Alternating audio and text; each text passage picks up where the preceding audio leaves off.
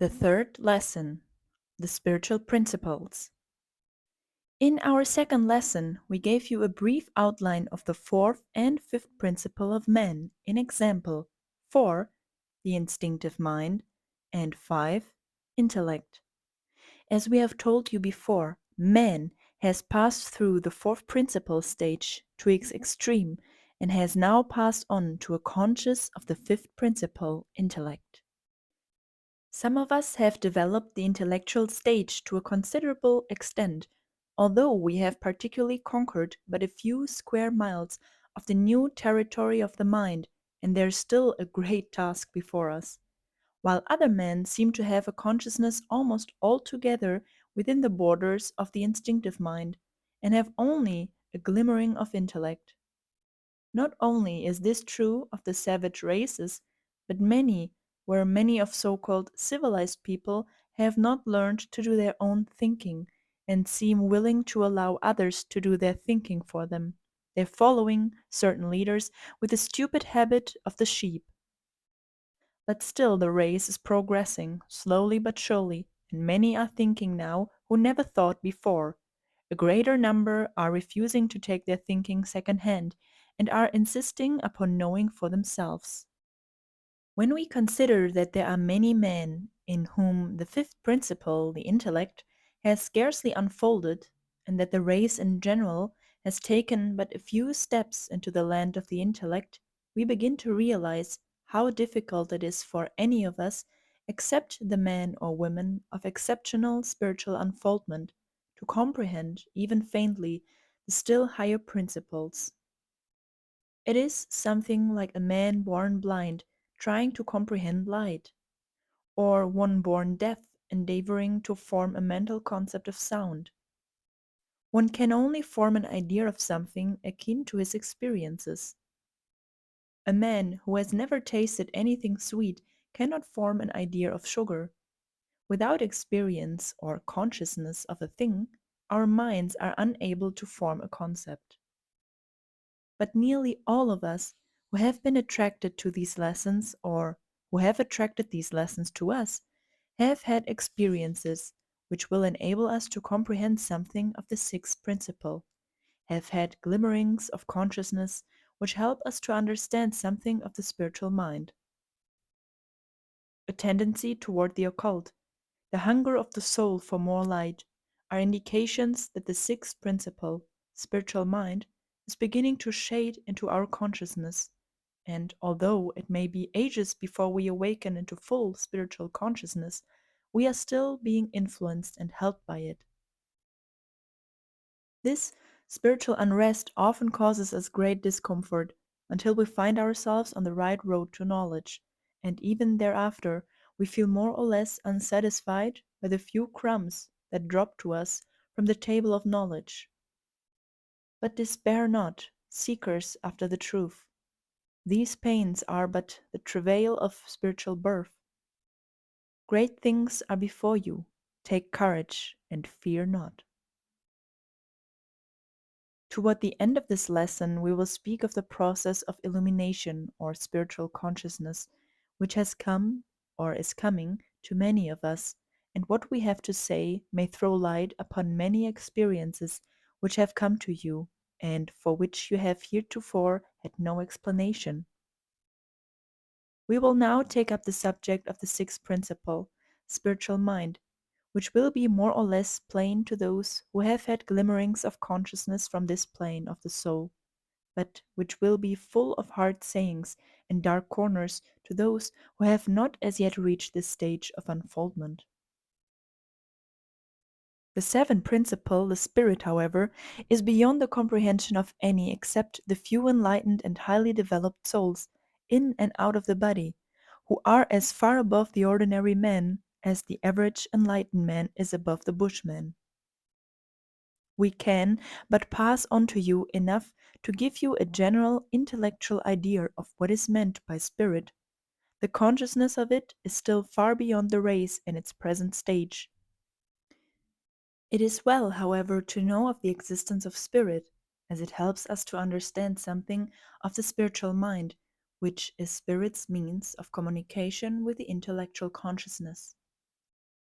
The comprehension of spiritual mind, however, opens up such a wonderful world of thought that we are satisfied to leave the understanding of spirit until such time as we will grow into a consciousness of it.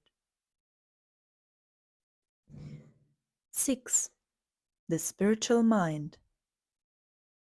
The sixth principle, spiritual mind, has been styled by some writers the superconscious mind, which term is a fairly good one, as it distinguishes between the lower subconscious mind or instinctive mind, the conscious mind or intellect, and itself, which latter, while outside of the realm of ordinary human consciousness, is still a very different thing from the lower or instinctive mind. While the actual existence of the spiritual mind has been made manifest to but a limited number of the human race, there are many who are becoming conscious of a higher something within, which leads them up to higher and nobler truths, desires, aspirations, and deeds. And there is a still greater number who receive a faint glimmering of the light of the Spirit, and though they know not, are more or less influenced by it. In fact, the entire race receives some of its beneficent rays, although in some cases the light is so bedimmed by the dense material obstacle surrounding the man that his spiritual twilight is almost akin to the blackness of night. But man is ever unfolding, discarding chef after chef, and is slowly coming home. The light will eventually shine full upon all. All that we consider good, noble, and great in the human mind emanates from the spiritual mind and is gradually unfolded into the ordinary consciousness.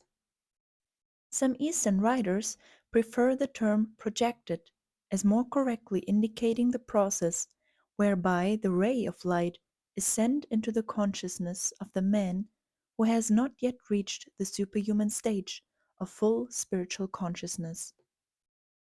All that has come to man in his evolution, which tends toward nobility, true religious feeling, kindness, humanity, justice, unselfish love, mercy, sympathy, etc., has come to him through his slowly unfolding spiritual mind. His love of God and his love of man has come to him in this way. As the unfoldment goes on, his idea of justice enlarges. He has more compassion. His feeling of human brotherhood increases. His idea of love grows, and he increases in all the qualities which men of all creeds pronounce good, and which may all be summed up as the practical attempt to live out the teachings of that great spiritual master when he enunciated that great truth, well understood by the occultists of all creeds, but so little understood by many who claim to be followers of him, saying, "And thou shalt love the Lord thy God with all thy heart, and with all thy soul, and with all thy mind, and with all thy strength, and thou shalt love thy neighbor as thyself." As man's spiritual consciousness begins to unfold, he begins to have an abiding sense of the reality of the existence of the supreme power, and growing along with it, he finds the sense of human brotherhood, of human relationship, gradually coming into consciousness. He does not get these things from his instinctive mind, nor does his intellect make him feel them. Spiritual mind does not run contrary to intellect. It simply goes beyond intellect. It passes down to the intellect certain truths which it finds in its own region of the mind, and intellect reasons about them. But they do not originate with intellect. Intellect is cold. Spiritual consciousness is warm and alive with high feeling. Man's growth toward a better and fuller idea of the divine power does not come from intellect. although the latter reasons upon the impressions received and tries to form them into systems, creeds, cults, etc. Nor does the intellect gives us our growing sense of the relationship between man and man, the brotherhood of man. Let us tell you why man is kinder to his kind and to forms of life below him than ever before. It is not alone because the intellect teaches him the value of kindness and love, for man does not become kind or loving by cold reasoning. On the contrary, he becomes kind and loving because there arise within him certain impulses and desires coming from some unknown place, which render it impossible for him to be otherwise without suffering, discomfort, and pain. These impulses are as real as other desires and impulses, and as man develops, these impulses become more numerous and much stronger. Look at the world of a few hundred years ago, and look at it today, and see how much kinder and more loving we are than in those days. But do not boast of it, for we will seem as mere savages to those who follow us and who will wonder at our inhumanity to our brother man from their point of view. As man unfolds spiritually, he feels his relationship to all mankind, and he begins to love his fellow man more and more. It hurts him to see others suffering, and when it hurts him enough, he tries to do something to remedy it. As time goes on and man develops, the terrible suffering which many human beings undergo today will be impossible, for the reason that the unfolding spiritual consciousness of the race will make the pain felt so severely by all that the race will not be able to stand it, and they will insist upon matters being remedied. From the inner recesses of the soul comes a protest against the following of the lower animal nature, and, although we may put it aside for a time, it will become more and more persistent until we are forced to heed it.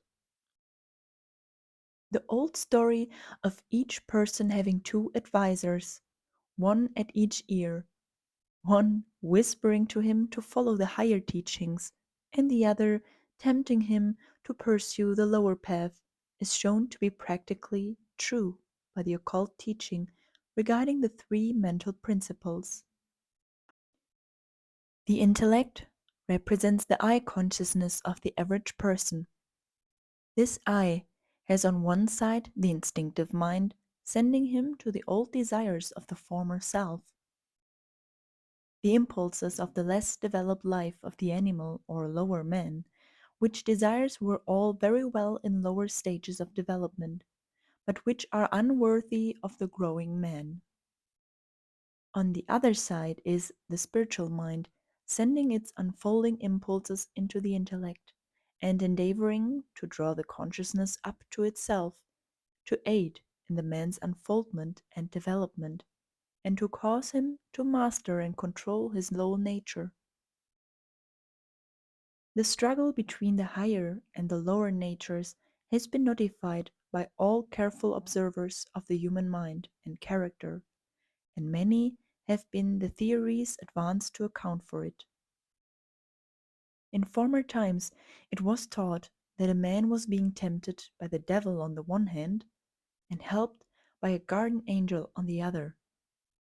But the truth is known to all occultists that the struggle is between the two elements of man's nature, not exactly varying, but each following its own line of effort, and the I being torn and bruised in its efforts to adjust itself. The ego is in a transition stage of consciousness, and the struggle is quite painful at times, but the growing man in time rises above the attraction of the lower nature, and dawning spiritual consciousness enables him to understand the true state of affairs, and aids him in asserting his mastery over the lower self and in assuming a positive attitude toward it, while at the same time He opens himself up to the light from the spiritual mind and holds himself in a negative attitude toward it, resisting not its power. The spiritual mind is also the source of the inspiration which certain poets, painters, sculptors, writers, preachers, orators, and others have received in all times and which they receive today. This is the source from which the seer obtains his vision, the prophet his foresight. Many have concentrated themselves upon high ideals in their work and have received rare knowledge from this source, and have attributed it to beings of another world, from angels, spirits, from God Himself. But all came from within. It was the voice of their higher self speaking to them. We do not mean to say that no communications come to man from other intelligences. Far from this. We know that higher intelligences do often communicate with man through the channel of his spiritual mind. But much that man has attributed to outside intelligences has really come from himself. And man, by the development of his spiritual consciousness, may bring himself into a high relationship and contact with this higher part of his nature, and may thus become possessed of a knowledge of which the intellect has not dared dream. Certain high psychic powers are also open to man in this way, but such powers are rarely obtained by one until he has risen above the attractions from the lower part of his nature, for unless this were so man might use these high gifts for base purposes. It is only when man ceases to care for power for his personal use that power comes. Such is the law. When man learns of the existence of his spiritual mind and begins to recognize his promptings and leadings, he strengthens his bond of communication with it, and consequently receives light of a greater brilliancy. When we learn to trust the Spirit, it responds by sending us more frequent flashes of illumination and enlightenment. As one unfolds in spiritual consciousness, he relies more upon this inner voice and is able more readily to distinguish it from impulses from the lower planes of the mind. He learns to follow Spirit's leadings and to allow it to lend him a guiding hand.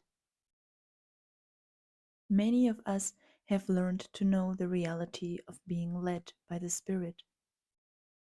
To those who have experienced this leading, we need not say more, for they will recognize just what we mean. Those who have not as yet experienced it must wait until the time comes for them, for we cannot describe it, as there are no words to speak of these things which are beyond words. Toward the close of this lesson, we will give a brief outline of some of the phases of illumination, or awakening of spiritual consciousness, which has come to some of us and will come to all in this or future phases of their unfoldment. We must hasten on to a brief consideration of that which can only be faintly understood by any of us. The seventh principle, Spirit. 7. Spirit. How shall we approach this subject, which even the most advanced minds in the flesh today can but faintly comprehend? How can the finite express or comprehend the infinite? Spirit, man's seventh principle, is the divine spark, our most precious inheritance from the divine power, a ray from the central sun, the real self. Words cannot express it, our minds fail to grasp it. It is the soul of the soul. To understand it, we must understand God, for spirit is a drop from the spiritual ocean, a grain of sand from the shores of the infinite, a particle of the sacred flame. It is that something within us which is the cause of our evolution through all the weary ages. It was the first to be, and yet it will be the last to appear in full consciousness. When man arrives at a full consciousness of spirit, he will be so much higher than man that such a being is at present inconceivable to the intellect. Confined in many shafts of matter, it has waited through the long and weary ages for even a faint recognition, and is content to wait for ages more until it is fully brought into consciousness. Man will ascend many steps of development, from man to archangel, before spirit will fully claim its own. The spirit is that within man which closest approaches the center, is nearest to God. It is only in an occasional precious moment that we are aware of the existence of spirit within us, and in such moments we are conscious of coming into the awful presence of the unknown. These moments may come when one is engaged in deep religious thought, while reading a poem, bearing a precious message from soul to soul, in some hour of affliction, when all human aid has failed us, and when human words seem but mockery, in a moment when all seems lost, and we feel the necessity of a direct word from a being higher than ourselves. When these moments come, they leave with us a peace which never afterward entirely escapes us, and we are ever after changed beings. In the moment of illumination, or the dawn of spiritual consciousness, we also feel the real presence of the Spirit. In these moments, we become conscious of our relationship with and connection with the center of life. Through the medium of the Spirit, God reveals Himself to man. We cannot dwell longer on this subject. It overpowers one, and mere words seem too weak for use in connection with it.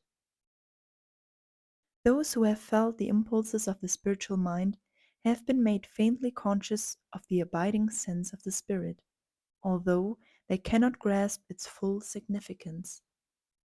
And those who have not experienced these things would not understand us if we wrote volumes of our imperfect and undeveloped conceptions of the subject. So we will pass on, trusting that we have awakened in your minds at least a faint desire to be brought into a closer communion and contact with this, the highest part of self, self itself. The peace of the Spirit abide with you. Illumination, or spiritual consciousness.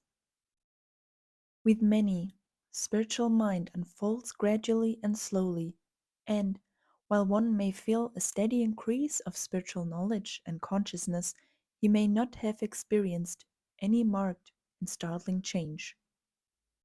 Others have had moments of what is known as illumination, when they seemed lifted almost out of their normal state, and where they seemed to pass into a higher plane of consciousness or being, which left them more advanced than ever before, although they could not carry back into consciousness a clear recollection of what they had experienced while in the exalted state of mind. These experiences have come to many persons in different forms and degrees, of all forms of religious belief, entertained by the person experiencing the illumination.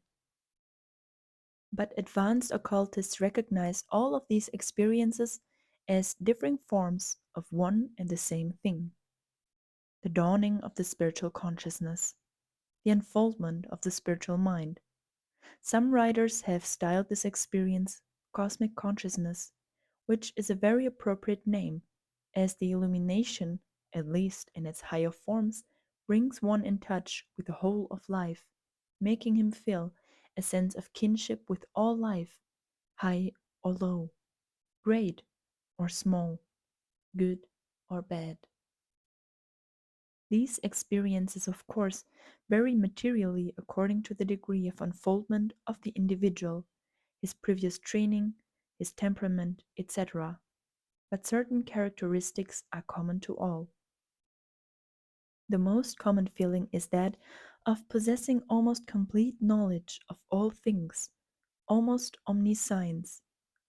This feeling exists only for a moment and leaves one at first in an agony of regret over what he has seen and lost. Another feeling commonly experienced is that of a certainty of immortality, a sense of actual being, and the certainty of having always been and of being destined to always be. Another feeling is the total slipping away of all fear and the acquirement of a feeling of certainty, trust, and confidence which is beyond the comprehension of those who have never experienced it. Then a feeling of love sweeps over one, a love which takes in all life, from those near to one in the flesh, to those at the farthest parts of the universe, from those whom we hold as pure and holy to those whom the world regards as vile, wicked, and utterly unworthy. All feelings of self righteousness and condemnation seem to slip away, and one's love, like the light of the sun, falls upon all alike, irrespective of their degree of development or goodness. To some, these experiences have come as a deep, reverent mood or feeling, which took complete possession of them for a few moments or longer, while others have seemed in a dream and have become conscious of a spiritual uplifting accompanied by a sensation of being surrounded by a brilliant and all pervading light or glow.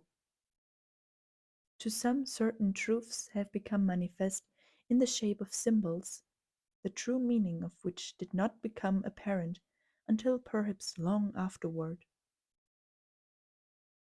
These experiences, when they have come to one, have left him in a new state of mind, and he has never been the same man afterward. Although the keenness of the recollection has worn off, there remains a certain memory which long afterward proves a source of comfort and strength to him, especially when he feels faint of faith and is shaken like a reed by the winds of conflicting opinions and speculations of the intellect. The memory of such an experience is a source of renewed strength, a heaven of refuge to which the weary soul flies for shelter from the outside world which understands it not. These experiences are usually also accompanied with a sense of intense joy. In fact, the word and thought joy seems to be uppermost in the mind at the time, but it is a joy not of ordinary experience. It is something which cannot be dreamed of until after one has experienced it. It is a joy the recollection of which will cause the blood to tingle and the heart to throb whenever the mind reverts to the experience. As we have already said, there also comes a sense of a knowing of all things, an intellectual illumination impossible to describe. From the writings of the ancient philosophers of all races, from the songs of the great poets of all people, from the preachings of the prophets of all religions and times, we can gather traces of this illumination which has come to them, this unfoldment of the spiritual consciousness. We have not the space to enumerate these numerous instances. One has told of it in one way, the other in another, but all tell practically the same story. All who have experienced this illumination, even in a faint degree, recognize the like experience in the tale, in the song, or preaching of another, though centuries may roll between them. It is the song of the soul, which, when once heard, is never forgotten, though it be sounded by the crude instrument of the semi-barbarous races, or the finished instrument of the talented musician of today. Its strains are plainly recognized. From old Egypt comes the song, from India in all ages, from ancient Greece and Rome, from the early Christian saint, from the Quaker friend, from the Catholic monasteries, from the Mohammedan mosque, from the Chinese philosopher, from the legends of the American Indian hero prophet. It is always the same strain, and it is swelling louder and louder as many more are taking it up and adding their voices or the sounds of their instruments to the grand chorus. That much misunderstood Western poet, Walt Whitman, knew what he meant, and so do we, when he blurted out in uncouth verse his strange experiences. Read what he says. Has it ever been better expressed? As in a swoon, one instant, another sun, ineffable, full dazzles me, and all the orbs I knew, and brighter, unknown orbs. One instant of the future land, heaven's land. And when he rouses himself from his ecstasy, he cries, I cannot be awake, for nothing looks to me as it did before, or else I am awake for the first time, and all before has been a mean sleep. And we must join with him when he expresses man's inability to describe intelligently this thing in these words. When I try to tell the best I find, I cannot. My tongue is ineffectual on its pivots. My breath will not be obedient to its organs. I become a dumb man. May this great joy of illumination be yours, dear students, and it will be yours when the proper time comes. When it comes, do not be dismayed, and when it leaves you, do not mourn its loss. It will come again. Live on, reaching ever upward toward your real self, and opening up yourself to its influence. Be always willing to listen to the voice of the silence, willing always to respond to the touch of the unseen hand.